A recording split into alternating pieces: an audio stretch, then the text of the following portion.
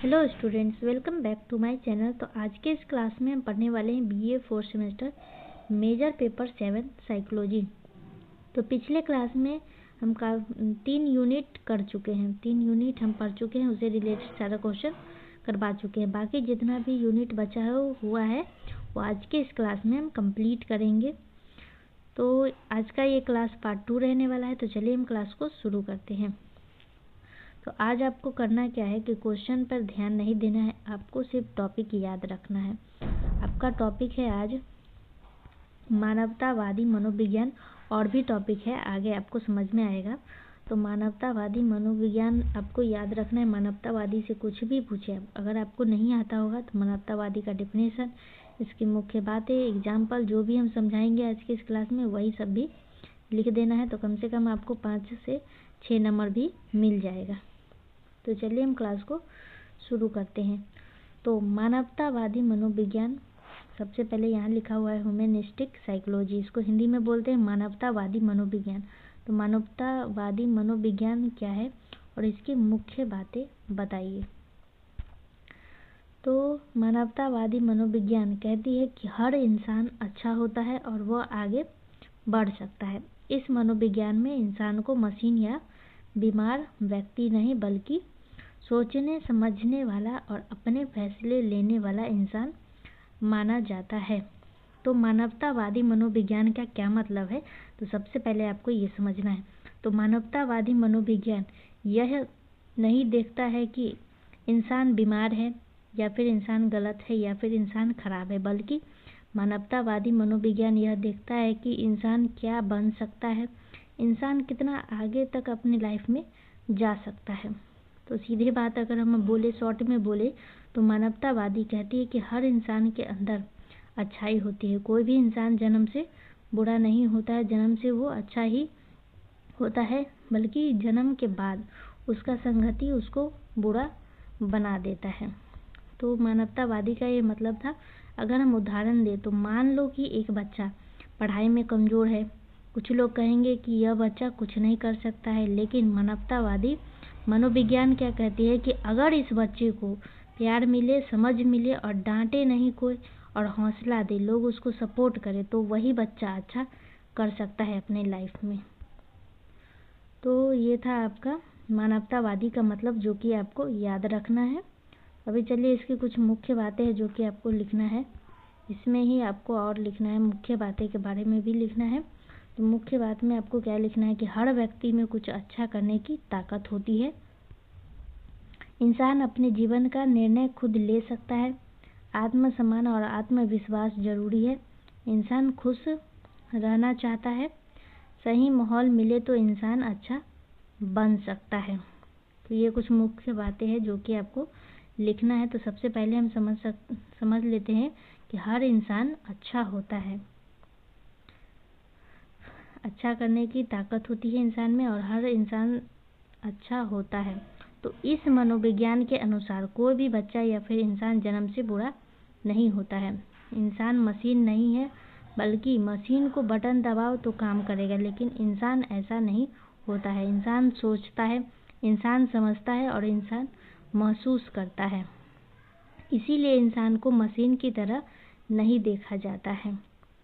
तो कुछ और मुख्य बातें हैं, जैसे इंसान अपने फैसले खुद ले सकता है। तो इसका क्या मतलब है कि एक मिनट, अपने फैसले खुद ले सकता है, यानी ह्यूमनिस्टिक साइकोलॉजी कहती है कि इंसान को यह आज़ादी है कि वह तय करे कि मुझे क्या बनना है। जैसे कोई डॉक्टर बनना चाहता है या फिर कोई टीचर बनना चाहता है या कोई पुलिस बनना चाहता है, तो यह उसका अपना फैसला है। तो अभी कुछ और भी है, आत्मसम्मान। तो आत्मसम्मान और आत्मविश्वास जरूरी है। तो इसका क्या मतलब है कि अगर इंसान खुद पर भरोसा करे तो वह आगे बढ़ सकता है। अगर रोज कहा जाए तू कुछ नहीं कर सकता, तो इंसान क्या होता है कि टूट जाता है। इसीलिए यह मनोविज्ञान कहता है कि इंसान को सम्मान दो। तो ये इसका मतलब था। अभी आगे पॉइंट है कि इंसान खुश रहना चाहता है। तो इसका मतलब है कि कोई भी दुखी रहना नहीं चाहता है अपनी लाइफ में। हर इंसान चाहता है कि वो खुश रहे, उसको प्यार मिले, उसको सम्मान मिले। तो ह्यूमनिस्टिक साइकोलॉजी इसी पर जोर देती है। अब हम सरल भाषा में इसको समझेंगे। अब हम अगर इसको सरल भाषा में कहें तो ह्यूमनिस्टिक साइकोलॉजी कहती है कि इंसान जन्म से बुरा नहीं होता है। इसका मतलब है कि इंसान में अच्छाइयाँ होती है, सही माहौल मिले तो वो बहुत आगे तक जा सकता है। अगर आपको शॉर्ट में एक डेफिनेशन दे हम आपको ह्यूमनिस्टिक साइकोलॉजी का, तो इसका डेफिनेशन आपको लिखना है कि वह विज्ञान है जो व्यक्ति को एक अच्छे, स्वतंत्र और आगे बढ़ने वाले इंसान के रूप में देखता है। तो ये आपका क्वेश्चन नंबर 1 का आंसर आपको यहीं तक लिखना है और जितना भी हम समझाए हैं बस उतना लिखना है और याद रखना। आई होप कि आप सबको समझ में आ रहा होगा। तो चलिए क्वेश्चन नंबर 2 है। तो क्वेश्चन नंबर 2 है कि रोजर्स और मैस्लो का योगदान समझाइए। तो सबसे पहले आपको लिखना है कार्ल रोजर्स का और उसके बाद आपको लिखना है मैस्लो का। तो रोजर्स का कहना है कि मरीज खुद अपनी समस्या समझ सकता है, डॉक्टर को डांटना नहीं चाहिए बल्कि प्यार से सुनना चाहिए। तो उन्होंने कहा, किन्होंने? तो रोजर्स ने कहा कि बिना शर्त प्यार देना चाहिए, मरीज को सम्मान देना चाहिए, मरीज को अपनी बात कहने का मौका देना चाहिए। तो ये कहना था आपका रोजर्स का। तो इसका क्या मतलब है कि सबसे पहले आपको समझना है कि कार्ल रोजर्स का क्या कहना चाहते थे। कार्ल रोजर्स क्या कहना चाहते थे? तो रोजर्स कहते हैं कि हर इंसान अपनी समस्या खुद समझ सकता है। तो इसका क्या मतलब है? तो इसका मतलब है कि मान लीजिए कि आपको दुख हो रहा है, कोई आकर डांटे और आपसे कहे कि तुम गलत हो, ऐसा नहीं सोचना चाहिए, तो आपको और बुरा लगेगा। लेकिन अगर कोई शांति से आपसे कहे कि तुम बताओ क्या परेशानी है, या फिर तुम बताओ मैं तुम्हारी बात सुनूंगा, समझूंगा, मैं तुम्हें सपोर्ट करूंगा, तो आपको हल्का अच्छा महसूस होगा। यही रोजर्स कहना चाहते हैं। अब यहाँ पे जो दिया गया है डॉक्टर वाला एग्जाम्पल, तो इसका क्या मतलब है कि डॉक्टर को क्या करना चाहिए, कि रोजर्स कहते हैं कि डॉक्टर को क्या करना चाहिए इस मामले में। तो डॉक्टर या काउंसलर को जज नहीं करना चाहिए, डांटना नहीं चाहिए, बल्कि क्या करना चाहिए कि बिना शर्त के प्यार देना चाहिए। मतलब गलत हो तब भी प्यार देना है। जैसे माँ अपने बच्चों को गलत होने पर भी छोड़ती नहीं है, डांटती नहीं है, बल्कि प्यार से समझाती है। और दूसरा है कि सम्मान देना चाहिए। तो मरीज को यह महसूस होना चाहिए कि वे बेकार नहीं है और बोलने का मौका देना चाहिए। मरीज की बात ध्यान से सुननी चाहिए। रोजर्स मानते हैं कि बोलते बोलते इंसान खुद हल ढूंढ लेता है। तो ये कहना था आपका रोजर्स का। आई होप कि आप सबको समझ में आया हो। अभी आगे है आपका अब्राहम मैस्लो का। तो अब मैस्लो क्या कहते हैं, तो अब इसको पढ़ना है। तो सबसे पहले हम समझते हैं कि मैस्लो ने क्या कहा। तो मैस्लो ने कहा कि इंसान की ज़रूरत सीढ़ी जैसी होती है। इसका क्या मतलब है कि सीढ़ी पर ऊपर जाने से पहले नीचे की सीढ़ी पर पैर रखना पड़ता है। तो अब एक एक सीढ़ी समझना है आपको। जैसे कि पहला सीढ़ी है आपका खाना पानी। अगर भूख लगी तो पढ़ाई या काम नहीं होगा। जब आपको भूख लगता है उस वक्त आप पढ़ाई और काम नहीं कर पाते हैं। पहले खाना खाते हैं भरपेट, उसके बाद ही पढ़ने बैठते हैं, तभी काम करते हैं। और दूसरा पॉइंट है आपका सुरक्षा। घर सुरक्षित हो, डर न हो, तभी इंसान आराम से जी पाएगा। और तीसरा सीढ़ी है आपका प्यार। तो माँ बाप, दोस्त, परिवार का प्यार चाहिए। अगर कोई प्यार न करे तो इंसान दुखी रहता है। और चौथा सीढ़ी है आपका सम्मान। लोग इज्जत करे तो इंसान खुद पर भरोसा करता है। तो खुद को सबसे अच्छा बनाना, ये पांचवा सीढ़ी है। खुद को सबसे अच्छा बनाना, यही है सेल्फ एक्चुअलाइजेशन। इसी को हम बोलते हैं खुद को पहचानना। इंग्लिश में बोलते हैं सेल्फ एक्चुअलाइजेशन। तो सबसे ऊपर की ज़रूरत है खुद को पहचानना। तो क्वेश्चन नंबर 2 का आंसर आप सभी को बस इतना ही लिखना था। अभी अगला पॉइंट है आपका अस्तित्ववादी मनोविज्ञान। क्वेश्चन नंबर 3 एग्जिस्टेंशियल साइकोलॉजी क्या कहती है। तो अस्तित्ववादी मनोविज्ञान क्या कहती है, तो इसका मतलब है, तो अस्तित्ववादी मनोविज्ञान का क्या मतलब है कि यह मनोविज्ञान कहता है कि जिंदगी का मतलब कोई किताब या फिर व्यक्ति नहीं बताता है। हर इंसान को खुद ढूंढना पड़ता है ज़िंदगी का मतलब। अगर फॉर एग्जांपल हम आपको बताएं तो मान लो कि 2 बच्चे हैं। एक बच्चा का नाम है, मान लेते हैं हम, एक बच्चा का नाम रखते हैं ए और एक बच्चा का नाम रखते हैं बी। तो 1 मिनट। तो ये जो बच्चा ए है, इसके माता पिता इससे बोलते हैं कि तुम डॉक्टर बनोगे, तुम डॉक्टर की तैयारी करो और तुमको डॉक्टर बनना है। और ये जो बच्चा है, दूसरा बच्चा बी, जिसका नाम है बी, तो ये खुद सोचता है कि इसको अपनी लाइफ में क्या करना है, क्या नहीं करना है। ये खुद सोचता है कि मुझे क्या करना है, क्या करना अच्छा लगता है। तो इसी को हम बोलते हैं एग्जिस्टेंस साइकोलॉजी, यानी अस्तित्ववादी मनोविज्ञान। तो अस्तित्ववादी मनोविज्ञान इसी टाइप के बच्चे पर ध्यान देता है, इसी पे जोर देता है कि अपनी लाइफ में क्या करना है, इसका डिसीजन खुद लेना चाहिए। तो खुद तय करो कि ज़िंदगी कैसी जीनी है। तो ज़िंदगी में दुख आता है तो कोई भी इंसान हमेशा खुश नहीं रहता है। डर लगता है, जैसे फेल होने का डर, भविष्य का डर, मौत का डर। यह डर लगता नहीं है। तो अकेलापन आता है, भीड़ में भी कभी कभी इंसान अकेला महसूस करता है। तो यह भी जीवन का एक हिस्सा ही है। और सबसे ज़रूरी बात क्या है, अब इसमें अस्तित्ववादी मनोविज्ञान का सबसे ज़रूरी बात यह है कि यह नहीं कहती है कि ये जो है अस्तित्ववादी, ये नहीं कहती है कि दुख से भागो, डर से छुपो, बल्कि ये कहती है कि इन्हें समझो और स्वीकार करो। अगर हम एक लाइन में बोले तो ज़िंदगी में परेशानी आती है, लेकिन ज़िंदगी का मतलब हमें खुद बनाना पड़ता है। अगर हम शॉर्ट में आपको एक डेफिनेशन दें तो अस्तित्ववादी मनोविज्ञान का मतलब है कि अस्तित्ववादी मनोविज्ञान के अनुसार प्रत्येक व्यक्ति को अपने जीवन का अर्थ स्वयं खोजना होता है। और यह मनोविज्ञान मानता है कि जीवन में दुख, डर और अकेलापन आता है, लेकिन व्यक्ति को उनसे भागने के बजाय उन्हें स्वीकार करके आगे बढ़ना चाहिए। तो ये आपका एक डेफिनेशन था अस्तित्ववादी मनोविज्ञान का, जो कि आपको एग्जाम में लिखना है। तो यहाँ पे जो भी लिखा हुआ है ये आप सबको रीड कर लेना है, प्लस में स्क्रीनशॉट भी ले लेना है। अभी चलिए क्वेश्चन नंबर 4 है, रोलो में और विक्टर फ्रैंकल का योगदान बताइए। तो सबसे पहले आपको रोलो का लिखना है। तो रोलो में क्या कहना चाहते हैं, रोलो में ये नाम है, ये ऐसा नहीं है कि रोलो में का मतलब यहाँ पे में नहीं होगा, जबकि ये एक नाम है रोलो में और ये एक नाम है विक्टर फ्रैंकल।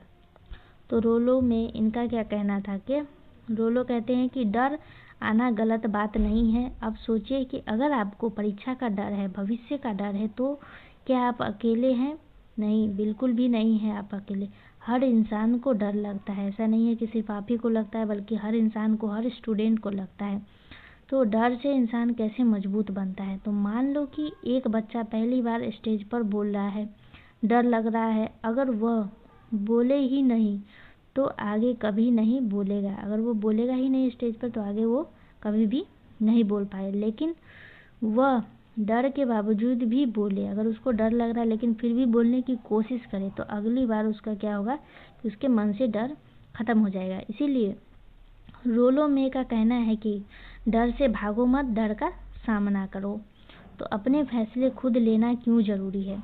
अगर हर फैसला माता पिता, समाज, दोस्त लेते रहेंगे तो इंसान खुद का जीवन नहीं जीता। तो रोलो में का कहना है कि इंसान को अपने फैसलों की जिम्मेदारी खुद लेनी चाहिए। तो अब हम बात करते हैं विक्टर की। तो यहाँ पे जो भी लिखा है आप स्क्रीनशॉट ले लीजिए और रीड कर लीजिएगा। मतलब हम आपका समझा चुके हैं इसका मतलब। अब बात करते हैं विक्टर फ्रैंकल की। तो इनका क्या कहना था, 1 मिनट। हाँ, तो इनका क्या कहना था कि फ्रैंकल कहते हैं कि इंसान सिर्फ सुख या पैसा नहीं चाहता है, इंसान सबसे ज़्यादा चाहता है मेरी ज़िंदगी का मतलब क्या है। तो इसका मतलब क्या है आपको एक उदाहरण से समझना है कि मान लो कि किसी के पास पैसा है, किसी के पास घर है, किसी के पास नौकरी है, फिर भी वह दुखी है। लेकिन क्यों दुखी है आखिर? क्योंकि उसे लग रहा है कि मैं क्यों जी रहा हूँ। यह सवाल फ्रैंकल ने समझाया है, यही सवाल फ्रैंकल समझाते हैं।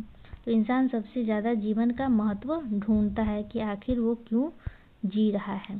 तो ये सवाल का मतलब फ्रैंकल समझाते हैं। तो अब आपको समझना है कि उन्होंने एक इलाज बताया है इसका। जिसका नाम है लोगोथेरेपी। तो लोगोथेरेपी का मतलब है कि जीवन का अर्थ बताकर इलाज करना। अगर कोई दुखी है तो फ्रैंकल कहते हैं कि सिर्फ दवा मत दो, सिर्फ समझाओ मत, बल्कि पूछो कि तुम क्यों जीना चाहते हो। जब इंसान को कारण मिल जाता है तो वह दुख सह सकता है।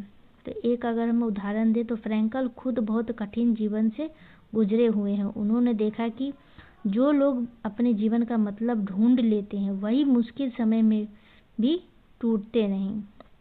अब अगर हम इसको दोनों को जोड़ करके समझाएं तो रोलो का क्या कहना था और विक्टर क्या कहना था, दोनों को एक साथ अगर हम जोड़ करके समझाएं तो रोलो में कहते हैं कि डर से भागो मत, फैसले खुद लो, खुद फैसला लो। लेकिन विक्टर का कहना था कि ज़िंदगी का मतलब खुद ढूंढो, ज़िंदगी का मतलब ढूंढो। तो दोनों का संदेश क्या है? तो दोनों संदेश देते हैं कि ज़िंदगी आसान नहीं है, लेकिन हमें मजबूती से जीना सीखना है। तो अगर हम एक लास्ट रिकैप आपको दें ताकि आपको याद रहे, तो रोलो ने कहा कि डर जीवन का हिस्सा है, डर जीवन का हिस्सा है और इससे व्यक्ति मजबूत बनता है। उन्होंने स्वतंत्र निर्णय और जिम्मेदारी पर बल दिया है। तो रोलो का ये कहना था। और विक्टर क्या कहते हैं कि विक्टर फ्रैंकल ने बताया कि जीवन का सबसे बड़ा उद्देश्य उसका अर्थ खोजना है। उन्होंने लोगोथेरेपी के माध्यम से जीवन के अर्थ को समझाकर उपचार कर जोड़ दिया है। तो ये आपका छोटा सा डिफिनेशन था, रिकैप था, ताकि आपको याद रहे। तो चलिए अब आगे है, अगला सवाल है इंडियन साइकोलॉजी क्या है। एक मिनट, इंडियन साइकोलॉजी क्या है? तो अब आपको ये समझना है, इसके बारे में लिखना है। तो इंडियन साइकोलॉजी भारत की पुरानी किताबों और विचारों पर आधारित है, जैसे कि गीता, उपनिषद, योग, ध्यान। तो यह मनोविज्ञान कहता है कि मानव मन को शांत करो तभी जीवन अच्छा होगा। तो इसका क्या मतलब है तो समझना है इंडियन साइकोलॉजी। तो इंडियन साइकोलॉजी का मतलब है कि भारत के पुराने विचारों से मन को समझना। जैसे आज की किताबों में मनोविज्ञान पढ़ते हैं, वैसे ही भारत में हजारों साल पहले मन के बारे में सोचा गया था। तो अब सवाल उठता है कि भारत में मन के बारे में कहाँ लिखा है? तो भारत की पुरानी किताबों में लिखा हुआ है, जैसे कि गीता में, उपनिषद में और योग में और ध्यान में। तो गीता में लिखा गया है कि मन को काबू में रखने की बात गीता में लिखा गया है, और आत्मा और चेतन की बात आपको उपनिषद में मिलेगा। लेकिन शरीर और मन को शांत करने की तरीका आपको योग के द्वारा पता चलेगा, और सोच को शांत करने का अभ्यास आपको ध्यान के द्वारा पता चलेगा। तो इन सब से मिलकर बनता है इंडियन साइकोलॉजी। तो अब इसे रोज़ की ज़िंदगी में समझो, जैसे कि और डेली लाइफ के एग्जांपल से अब हम समझते हैं इसको। तो मान लो कोई बच्चा बहुत गुस्सा करता है, पढ़ाई में मन नहीं लगता है उसका, हमेशा वो बच्चा परेशान रहता है। तो आज की मनोविज्ञान कहेगी कि दवा दो, उस बच्चे को डॉक्टर से दिखाओ या फिर काउंसलिंग करवाओ। लेकिन इंडियन साइकोलॉजी क्या कहेगा? तो इंडियन साइकोलॉजी कहेगी कि मन को शांत करना सीखो, सांस पर ध्यान दो, गलत सोच छोड़ो, योगा करो ताकि मन शांत रहे। मन शांत रखना क्यों ज़रूरी है? अगर मन अशांत हो तो पढ़ाई नहीं होगा आपसे, नींद नहीं आएगी, इंसान चिड़चिड़ापन महसूस करने लगता है। लेकिन इंडियन साइकोलॉजी कहती है कि मन शांत रहेगा तभी जाकर के जीवन भी शांत रहेगा। तो अब अगर हमें एक और उदाहरण दें अगर, तो जब पानी गंदा होता है तो नीचे कुछ दिखता नहीं है, और जब पानी शांत हो जाता है तो सब साफ दिखता है। जैसे कि आप फॉर एग्जांपल देखेंगे, जब आप पानी में कुछ फेंकेंगे तो पानी में जो ऐसे हिलने लगता है, ऐसे ऐसे ऐसे ऐसे ऐसे होने लगता है पानी में, तो ऐसे ऐसे जब होगा तब आपको कुछ कुछ साफ नहीं दिखे। लेकिन यही पानी, एक मिनट, लेकिन यही पानी अगर स्थिर है, एकदम स्थिर है, कुछ भी पानी हिल नहीं रहा, तो आपको दिखाई देगा कि इस पानी के नीचे तालाब में क्या है।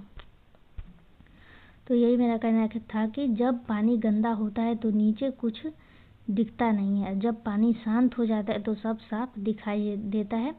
ठीक वैसे ही जब मन शांत होता है तो जीवन अच्छा लगता है। तो अब अगर हम एक लाइन में दे शॉर्ट सा डिफिनेशन, तो इंडियन साइकोलॉजी कहती है कि मन को समझो, मन को शांत करो तभी जीवन अच्छा होगा। अब लास्ट एक डिफिनेशन है आपके लिए इंडियन साइकोलॉजी का, ताकि आप एग्जाम में लिख पाए। तो आपको लिखना है कि इंडियन साइकोलॉजी भारत की प्राचीन पुस्तकों जैसे गीता, उपनिषद, योग और ध्यान पर आधारित है। यह मनोविज्ञान मन को शांत करने और आत्मिक विकास पर बल देता है। तो ये डेफिनेशन आपको इंडियन साइकोलॉजी का लिखना है। तो इंडियन को हिंदी में बोलते हैं भारतीय और साइकोलॉजी को मनोविज्ञान। तो ये था आपका क्वेश्चन नंबर 5। अब क्वेश्चन नंबर 6 है आज के इस क्लास का लास्ट क्वेश्चन। तो क्वेश्चन नंबर 6 पूछा है कि प्रमुख भारतीय मनोवैज्ञानिक कौन थे। तो इसको सबसे पहले आपको समझना है कि भारतीय मनोविज्ञान वो लोग थे जिन्होंने मन, सोच, आत्मा और इंसान की ताकत के बारे में बताया है। तो एक एक करके आपको समझना है। सबसे पहले नाम है स्वामी विवेकानंद। तो उन्होंने क्या कहा, स्वामी विवेकानंद क्या कहते हैं, तो उन्होंने कहा कि मन बहुत ताकतवर होता है। अगर मन मजबूत है तो इंसान कुछ भी कर सकता है। रोज की ज़िंदगी का अगर हम उदाहरण ले, डेली लाइफ का एग्जाम्पल दे, तो मान लो कोई छात्र सोचता है कि मुझसे पढ़ाई नहीं होगी, तो वह सच में फेल हो सकता है। लेकिन अगर वही छात्र सोचे कि मैं कर सकता हूँ, तो उसकी सफलता के चांस बढ़ जाते हैं। और यही बात स्वामी विवेकानंद ने कही है। तो एक लाइन में याद रखना है, स्वामी विवेकानंद क्या कहते हैं कि मन की शक्ति। एक लाइन में याद रखना है कि मन की शक्ति। स्वामी विवेकानंद का कहना था मन की शक्ति। और दूसरा है श्री अरविंद। तो इनका क्या कहना था, तो उन्होंने बताया कि श्री अरविंद जी कहते हैं कि इंसान सिर्फ शरीर से नहीं बल्कि अंदर आत्मा और चेतना, उसके अंदर आत्मा और चेतना भी है। इंसान सिर्फ शरीर नहीं है बल्कि उसके अंदर आत्मा और चेतना भी है। तो इसका मतलब है कि इंसान सोच सकता है, समझ सकता है और खुद को बेहतर बना सकता है। फॉर एग्जाम्पल के लिए, अगर आप मोबाइल देख रहे हो, लेकिन मोबाइल बाहर से एक चीज़ है, लेकिन उसके अंदर सॉफ्टवेयर होता है। वैसे ही शरीर बाहर है और अंदर आत्मा है। अगर एक लाइन में याद रखें तो इनका कहना था कि आत्मा और चेतन पर काम किया। तीसरा है गिरीन्द्र शेखर बोस। तो इनका क्या कहना था, तो इनका कहना था कि भारत में मनोविज्ञान को पढ़ाई का विशेष बनाया। पहला मनोविश्लेषण केंद्र शुरू किया गया था। मतलब क्या है कि उन्होंने साइकोलॉजी को भारत में आगे बढ़ाया। फॉर एग्जाम्पल के लिए, जैसे कोई स्कूल खोल दे ताकि बच्चे पढ़ सके, वैसे ही गिरीन्द्र शेखर बोस ने भारत में साइकोलॉजी को फैलाया। अगर हम एक लाइन में याद रखें तो गिरीन्द्र शेखर बोस जी का कहना था कि भारत में मनोविज्ञान के जनक, तो ये भारत में मनोविज्ञान के जनक थे। ये आपको याद रखना है।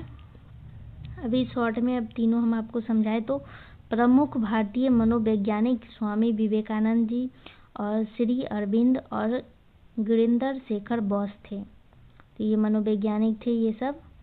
और स्वामी विवेकानंद ने मन की शक्ति पर जोर दिया है और श्री अरविंद ने आत्मा और चेतना की बात की, तथा गिरीन्द्र शेखर बोस ने भारत में मनोविज्ञान के विकास के महत्वपूर्ण योगदान दिए।